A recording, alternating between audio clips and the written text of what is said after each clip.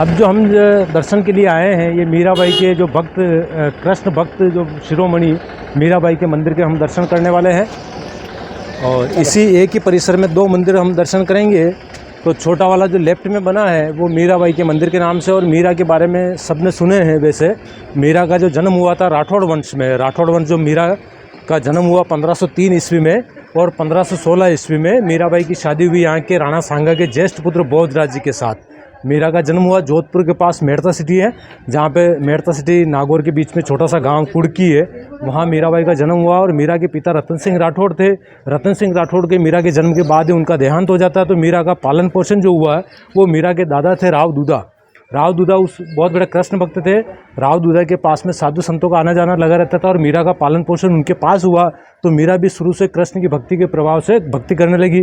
और मीरा की जब 1516 में शादी हुई थी राणा सांगा के ज्येष्ठ पुत्र बोधराज जी के साथ, तो शादी के हिंदू रीति से शादी होती जिसमें अग्नि को बीच में रख के 7 फेरे लेते हैं। तो उस समय कृष्ण का मूर्ति मीरा ने अपने साथ में रखा। फेरों के बाद में मीरा का मानना था कि मेरा कृष्ण से शादी हो गया। तो मीरा महलों से पूजा के लिए आती थी यहाँ पे, और जब मीरा को महलों में लाया गया, मीरा शाम के समय मूर्ति से बातें करती थी। उनके लिए उनके पति ने मंदिर बनवाया जो मीरा के मंदिर के नाम से अभी कहते हैं। और यहाँ पे वो कृष्ण अभी मीरा के नाम से हैं। ओरिजिनली वो मीरा के पति बोधराज जी ने मीरा के भक्ति को देखते हुए मंदिर बनवाया था। तो मीरा यहाँ कृष्ण की पूजा अर्चना करती थी। लेकिन एक वर्ष में उनके पति बोधराज जी के देहांत होने के बाद यहाँ के राज परिवार ने मीरा को कहा गया कि हमारे यहाँ सती प्रथा, आपको सती होना है। पर मीरा का मानना था कि ऐसे पति को क्या वरे जो बार बार मर जाए, ऐसे पति को मैं क्यों ना वरूँ जो मेरे चुड़ैल मर जाए। तो मीरा ने पति के मरने के बाद में सती नहीं होकर के, और मीरा का जो पद लिखे उनमें उनका कहना है कि मेरा पति गिरधर गोपाल, दूसरा न कोई, जहाँ के सिर मोर मुकुट, मेरा पति वही। तो मीरा ने महलों को छोड़ करके मंदिर में रहना, पूजा करना, साधु संतों के साथ नाच गान करना। बाद में उसका देवर बना राजा विक्रमादित्य, तो उसने मीरा को समझाया कि हमारे राजपरिवार की महिलाएं सब घूंघट में रहती हो, तो आप भी ऐसे महलों में रहिए, और ऐसे साधु संतों के साथ नाच गान करने से हमारी कुल मर्यादाओं को ठेस पहुंचती है। और मीरा अपनी बनी रही, अपने नहीं मानी कुल की मर्यादाओं को। और यहाँ कृष्ण की उसकी भक्ति थी, वीर भाव की भक्ति, भक्ति में कभी रोने लगी तो पूरे दिन रोने लगती। तो इसी वजह से उनके देवर विक्रमादित्य ने, जो यहाँ से लोग जाकर के शिकायत करते थे मीरा के खिलाफ, तो इस वजह से मारने के लिए जहर दिया। जो कृष्ण की भक्ति से ऐसे कहा जाता है कि वो जहर अमृत में हो गया, मीरा मरी नहीं। दोबारा मारने के लिए जो सांप भेजे फूलों के टोकरे में रख के, वो मीरा के भक्ति के प्रभाव से सांप फूलों के हार बन गए। ये इसी मंदिर की ये सारी घटनाएं घटित हुई। उसके बाद मीरा को जब लगा कि मेरे को यहाँ पे कृष्ण की भक्ति करने में अड़चन होगी, ये बाधा पहुँचाएंगे, तो मीरा ने अपना कृष्ण का मूर्ति लेकर के 4 धाम की यात्राएं की। यात्रा करने के बाद मीरा जो है गुजरात में द्वारिका में रणछोड़ जी का मंदिर है, जहाँ पे वो कृष्ण की मूर्ति में इन्वॉल्व हो गए, ऐसा माना जाता है। क्योंकि जब उदय सिंह राजा बने, जो मीरा के छोटे देवर थे, तो मीरा को लाने के लिए उदय सिंह ने यहाँ से पंडितों और पुरोहितों को भेजे, तो मीरा को आने के लिए मना कर दिया। तो फिर उन्होंने पंडितों पुरोहितों ने वहाँ धरना दे दिया कि मीरा जब तक हमारे साथ नहीं चलेगी हम भी यहाँ से नहीं जाएंगे। तो उन्हीं के धरना, मीरा ने उस समय उनको कहा पंडितों को कि आप मंदिर के बाहर बैठिए, मैं अपने भगवान से मिल के आ रही हूँ। तो अंदर जाते हुए मीरा को सबने देखा। रणछोड़ जी का मंदिर जो गुजरात में द्वारिका है, वहाँ पे अंदर जाते हुए सबने देखा। लेकिन अंदर ने जाके मीरा ने पट बंद किए, और मीरा ने जो भजन लिखे जिसमें विरह के पद गाते हुए मीरा कृष्ण की मूर्ति में लीन हो गई। तो ये वही मंदिर है जहाँ पे मीरा कृष्ण की भक्ति करती थी, और मारने के लिए जहर दिया जो अमृत हो गया। और इसी मंदिर के सामने जो आप देखेंगे राइट साइड में, मंदिर के राइट साइड में जो छतरी बनी है, जो मीरा के गुरु संत रविदास, जो जाते से कोबलर थे, जूते बनाने का काम करते थे, जो बनारस से थे, जिनको मीरा ने अपना गुरु बनाया था, उनके फुटप्रिंट जो इस छतरी के अंदर बने, जिनकी मीरा पूजा करती थी। क्योंकि हमारे सनातन धर्म में गुरु का स्थान पहले माना गया है। जैसे आप दोहा है, गुरु गोविंद दोनों खड़े गए, काके लागे पाई, बलिहारी गुरु आपने जो गोविंद दिया बताए। और इसी मीरा के जो गुरु संत रविदास के जो फुटप्रिंट है, इसी के ऊपर जो छत में हम देखेंगे, जिसमें बहुत अच्छा मूर्ति कला का जो आपको एग्जाम्पल देखने को मिलेगा। आइए, ये मीराबाई के जो गुरु संत रविदास जो बनारस से थे, और जो रामानंद आचार्य के 12वें शिष्य थे, जिन्होंने भक्ति मार्ग जो मीरा को दिखाया है, उन्हीं के पद चिन्ह पे, उन्हीं के मार्गदर्शन पे मीरा ने भक्ति की। तो ये रविदास जी के फुटप्रिंट है, और उनकी छतरी है। और इस छतरी के छत में जो आप देखोगे, जिसमें सबसे अच्छा एग्जाम्पल मूर्ति का लगा, जिसमें एक हेड, एक चेहरा बनाया और 5 धड़ बनाए हैं, जिसमें ये दर्शाया कलाकार ने कि जिस मनुष्य शरीर में, हर मनुष्य शरीर में जो पंचभूत से जो शरीर बना है मानव का, ये 5 बॉडी जो दर्शाए वो पंचभूत के प्रतीक है, जिसमें जल, अग्नि, वायु, आकाश, प्रकाश। तो ये 5 जो बॉडी है वो पंचभूत के प्रतीक बनाए, और चेहरा एक बनाए वो आत्मा का प्रतीक जो अजर अमर। और जो है सामने जो बड़ा मंदिर हम देखते हैं, ये मंदिर 8वीं शताब्दी का, जिसको बाप्पा रावल ने बनवाया था। और उस समय ये विष्णु के जो तीसरा अवतार हुए वराह, जो पौराणिक कथाओं के आधार पर भगवान विष्णु के तीसरे अवतार, जिसमें कहते हैं कि जब हिरण्याक्ष राक्षस ने धरती को पाताल में ले गए, तब भगवान विष्णु ने उस धरती को पाताल से निकाल के अपने दांतों पे, जो इसमें वराह का मुंह है, तो वो वराह के मंदिर थे जिसकी पूजा होती थी 8th सेंचुरी में। लेकिन जब खिलजी के हमलों में मूर्तियों को, मंदिरों को तोड़वाए, तो इस मंदिर को भी तोड़वाया गया। बाद में राणा कुंभा के बारे में बताते हैं कि राणा कुंभा ने इन मंदिरों को दोबारा 1433 में रिनोवेट करवाया और इसमें नई मूर्ति स्थापित की। तो उनके नाम से अभी इसको कुंभ श्याम मंदिर कहा जाता है। और इसमें उन्होंने जो नया मूर्ति स्थापित किया, जिसमें कृष्ण, बलराम और सुभद्रा को यहाँ पे गाइड जो हैं वो अक्सर राधा बताते हैं कि राधा, कृष्ण, बलराम है। जबकि मेरा ये मानना और ये शास्त्रोक्त है कि जब बड़े भैया बलराम है, तो फिर बहन होती है कृष्ण की, जो सुभद्रा के नाम से। तो इनका ये जैसे जगन्नाथ है उड़ीसा में, ऐसे जगन्नाथ मंदिर है। और इन मंदिरों का जो शैली देखोगे आप, तो सामने से ऊपर से देखोगे तो सोमनाथ जो है गुजरात में, उसकी सिमिलरी आर्ट आपको ऊपर से सामने से देखने को मिलेगी।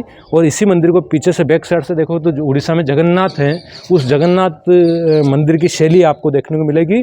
और ये ओरिजिनली ये विष्णु के जो वराह मंदिर थे, तो सामने जो छतरी है, छतरी में जो ब्लैक आइडल जो देखते हैं, ब्लैक स्टेचू, वो विष्णु के वाहन, जो गरुड़ जी के एक तरह से जो विष्णु के वाहन हैं, उनका मूर्ति आप देखते हैं। तो अब जो हम जा रहे हैं, जैसे हमने जो कुंभ श्याम मंदिर जो देखे थे, जो कुंभा राजा ने दोबारा उन मंदिरों का नई मूर्तियाँ स्थापित करके जीर्णोद्धार किया, उस समय जो है घी तेल का स्टोर करने के लिए ऐसे कुंड, जलाशय टाइप बनाते थे, जिनमें उनको स्टोर करते थे। इसी वजह से जो कुछ अभी हमको लगता है जैसे जल के स्रोत बनाए हैं, लेकिन वो एक तरह से घी तेल की स्टोर करने के लिए बावड़ियाँ बनाते थे, जिसको घी तेल की बावड़ी कहते हैं। ये वो जगह है जहाँ ऐसा कहते हैं कि जो सामने में मंदिर दिखते हैं। तो जब 1433 में कुंभा राजा गद्दी पे बैठे मेवाड़ की, उन्होंने बहुत से मंदिरों का, जो स्वर्णिम काल कहलाता उनका समय, तो उन्होंने बहुत से मंदिरों का जीर्णोद्धार किया, बहुत से किले बनाए। तो उनका जो मेवाड़ के इतिहास में स्वर्णिम युग है। तो ये जो मंदिर हैं, जो वराह के मंदिर थे, जो हमले में टूटने के बाद कुंभा राजा ने दोबारा रिनोवेट करके नई मूर्तियों की प्राण प्रतिष्ठा की। उस समय बहुत से अवसर पर बहुत सी संख्या में लोग आते थे, तो उस समय घी तेल को स्टोर करने के लिए ये ऐसी बावड़ियाँ बनवा के इनमें घी तेल को रख के एक तरह से सेफ रखा जाता था, ताकि वो ख़राब नहीं हो। तो ये उस समय के एक तरह से घी तेल की बावड़ी है। और कुछ इतिहासकार पूरा घी और तेल भर दिया जाता थे, मतलब उनके ऐसे पात्र बनते थे, उन पात्रों को रख के ऊपर से ढक के, ताकि वो सुरक्षित रहे, कीड़े नहीं लगे, कुछ ख़राब नहीं हो। तो एक तरह से ये उस समय के स्टोर है घी तेल के रखने के। सामने देख पा रहा हूँ, ये क्या चीज़ बनी हुई है इधर, छोटी छोटी यहाँ पर। हाँ, ये ऐसा भी है, इस किले के बारे में अनेक प्रकार के तथ्य हैं। तो वो एक तथ्य ऐसा आता है, जैसे चौकिया बनी हुई है, तो ऐसा भी माना सकते हैं, क्योंकि पद्मिनी के समय जो जौहर हुआ, और जौहर के बारे में जो कुंड के नाम से प्रचलित होता है, तो हो सकता है, अनुमानित ये है कि पद्मिनी का जौहर ऐसी जगह में हुआ हो। पर ये इनका ऐतिहासिक जो विश्लेषण नहीं होने से हम इसको एक तरह से सर्टिफाई प्रमाणित नहीं मानते हैं। बाकी ये सत्य हो सकता है कि पद्मिनी का जौहर इसी जगह पे, ऐसी जगह में हुआ हो। फिलहाल अभी इसको घी तेल की बावड़ी बोलते हैं जी। ये देखिए, अभी हम जिस जगह पे खड़े हैं, तो ये उस समय का एक तरह से हाथी कुंड है। हाथी कुंड इसलिए कि उस ज़माने में राजाओं के जो हाथी होते थे, उनके लिए सेपरेट एक तरह का स्टोरेज था। ये दीवारें जो हैं बाद में कुछ नया निर्माण दिखता, तो ये दीवारें हो सकता है बाद में गवर्नमेंट ने बनाई हो। पहले ये जो हाथियों के नहाने का एक सेपरेट कुंड था, जिसको हाथी कुंड के नाम से जाना जाता है। ऐसे 84 कुंड तालाब हैं किले में, तो ये उनमें से एक है। और इस किले में पानी की व्यवस्थाएँ पर्याप्त थी, तो ये पानी के स्रोत हैं। और सारा पानी जो स्टोर करते थे, वो बरसात का पानी एक तरह से एक दूसरे से कनेक्ट था, तो एक दूसरे से भर के दूसरे में जाता था। तो वो जो पानी अंदर से रिस के स्टोर होता था, वो पीने योग्य होता था, जो बहता पानी, जो क्लीन पानी। और जैसे भरे हुए हैं ये नहाने के लिए, कपड़े के वॉश के लिए, तो ऐसे स्रोत भी। तो किले में पानी की व्यवस्था पर्याप्त थी। इस किले का कमज़ोर पॉइंट, जैसा पहले बताया कि इसमें खेती नहीं होता, ये इसका वीक पॉइंट है। और इसी वजह से दुश्मन इस किले को घेर के रखते थे। और यहाँ के राजपूतों ने कभी उनसे सामने अधीनता स्वीकार नहीं करके उनसे हमेशा खुला युद्ध लड़ा है। और अपनी आन बान 84 कुंड तालाब। कितने बचे हैं? अभी भी ऐसे कुंड जो 10-20 कुंड 25 कुंड हम देखेंगे इस किले में जो आज भी हैं, और उस समय का बरसात के अनुपात में आज के अनुपात में बहुत कम हो गया बरसात का होना। तो ये अभी हम देख रहे हैं जिसमें कम पानी दिखाई देता है, तो ये उस समय हो सकता है 12 महीने पानी से भरे रहो, जिससे हाथी ना सके। हाँ। आइए, तो अभी हम जो विजय स्तंभ और बावड़ियों को देखते हुए आगे बढ़े हैं, तो हमने देखा विजय स्तंभ से निकलते हुए कि राइट साइड पे हाथी कुंड हमने देखा, और उसी से थोड़ा दूरी पे लेफ्ट साइड में एक बावड़ी है, वो कुंड है। और कुंड और बावड़ी में ये फ़र्क होते हैं कि जो बावड़ियाँ होती है जिसमें स्टेप होती है, सीढ़ियाँ होती है, और उसके बाहर की तरफ दीवारें उठी हुई होती है, जिससे बाहर का गंदा पानी या वेस्टेज पानी कोई भी अंदर नहीं जाए, और अंदर से रिस के पानी जो जमा होता था, ऐसे पानी को पीने के योग्य समझा जाता था और पिया जाता था। तो ये कातन बावड़ी के नाम से प्रसिद्ध है, और इस बावड़ी का नाम कातन इसलिए है कि पुराने समय में ये धर्म के कार्य थे, बावड़ी खुदवाना, कुएं खुदवाना, ये धर्म के कार्य समझे जाते थे, और उन्हीं से ताकि राहगीरों को, लोगों को पानी का सुविधा हो, पी सके और उनकी प्यास से तृप्त हो, इस वजह से ये धर्म के कार्य समझे जाते थे। और इसको कातन बावड़ी इसलिए कि पहले महिला जो पूरे जीवन उसने सूत काटने का काम किया, सूत काट काट के जो उसके जीवन का धन जमा किया, और उस धन से अंत में ये बावड़ी खुदवाई, तो इस वजह से काटने के पैसे से ये बावड़ी बनी, तो इसका नाम हो गया कातन बावड़ी। तो उस समय ये ऐसे स्रोत्र जो मनुष्य को पानी पीने के उपयोग में लाते थे, ये ऐसे स्रोत्र जो होते थे। अभी तो हम पाइपलाइन से पानी आता है, पहले ये उपयोगिता ये थी कि इसको एक तरह से पानी का स्रोत थे, पीने के योग्य पानी मिलता था। अब जो हम जाते हैं देखने के लिए, ये उस समय के जो उदय सिंह के समय जो सेनापति जयमल सिंह और पत्ता सिंह, उनके रहने के रेजिडेंस थे, जो जिनके बारे में कहते हैं कि जिनकी आयु थी 14 और 16 साल की। इतनी कम आयु के वीर सेनापति थे, जिनके बारे में कहते हैं कि वो दिन में अकबर के पत्ता सिंह और जयमल सिंह, उस समय 4 सेनापति थे जब उदय सिंह राजा थे। उदय सिंह के समय अकबर ने हमला किया 1568 में, तो इन सेनापतियों ने उदय सिंह को ये सजेशन दिया कि आप ये चित्तौड़ छोड़ करके चले जाओ, क्योंकि अगर राजा युद्ध में मारा गया या राजा को दुश्मन ने बंदी बना लिया, तो दोबारा जो हम युद्ध लड़ेंगे वो किसके नेतृत्व में लड़ेंगे। इसी वजह से उस समय उदय सिंह ने ये चित्तौड़ से मेवाड़ की राजधानी हटा करके उदयपुर ले गए। और उस समय जयमल और पत्ता जो 14 और 16 साल के, जिन्होंने अकबर के साथ वीरता से युद्ध लड़ा, उनके बारे में कहा जाता है कि वो दिन में अकबर की सेना के साथ युद्ध लड़ते थे, और रात में जो किले की दीवारें तोप के गोलों से टूट जाती थी, उन दीवारों को रात में मशाल की रोशनी में वापस मरम्मत करवाते थे, और वापस दिन में युद्ध लड़ते थे। तो एक रात को यहाँ के सेनापति जयमल सिंह, जो रात में इधर उत्तर दिशा में जो दीवार टूट गई थी, जिधर अकबर का पड़ाव था, तो रात में मशाल की रोशनी में वो दीवारों को मरम्मत करा रहे थे। तो उस समय ऐसा कहते हैं कि नीचे जो अकबर के साथ जो था जयपुर का राजा भगवान दास, जिसकी बहन जोधा की शादी उन्होंने अकबर से रचाई, तो वो भगवान दास जो इन्होंने बताया किले के सेनापतियों के बारे में कि ये सेनापति है जो रात में दीवारें ठीक कराते हैं और दिन में युद्ध लड़ते हैं। तो उस समय अकबर ने, उसकी बंदूक थी अकबर की, जिसका बंदूक का नाम था संग्राम। संग्राम नाम की बंदूक को लेके अकबर ने नीचे से गोली चलाई। वो गोली जो जयमल जी दीवारों को मरम्मत करा रहे थे मशाल की रोशनी में, उनके पैरों में लगी, पैर में। अकबर खुद आए थे क्या यहाँ पे? हाँ।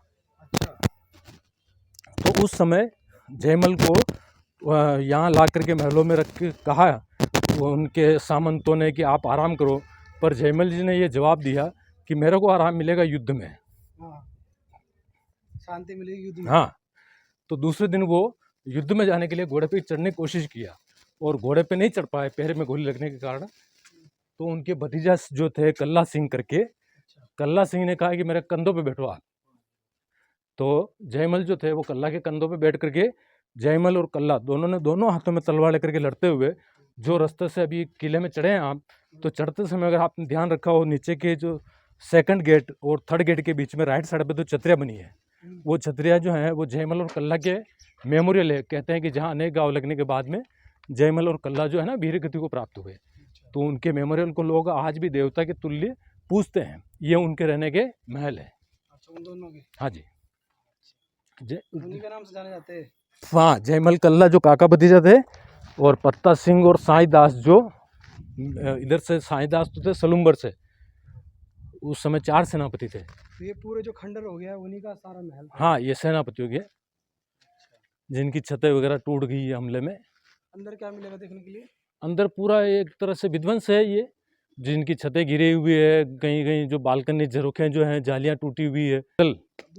अबुल फजल जिसने आहीन अकबरी लिखी है, अकबरनामा, तो उसने उन दोनों को उस समय वो अकबर के साथ स्वयं था जूते। ये क्या होगा, इसके पैर के लगे ना।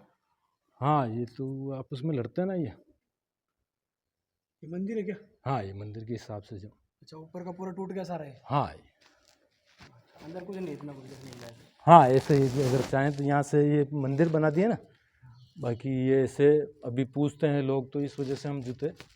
और इन जब लड़ते हुए इनको देखा अबुल फजल ने, तो इन अबुल फजल ने अपने आईन अकबरी में इनका उल्लेख किया है सेनापतियों का।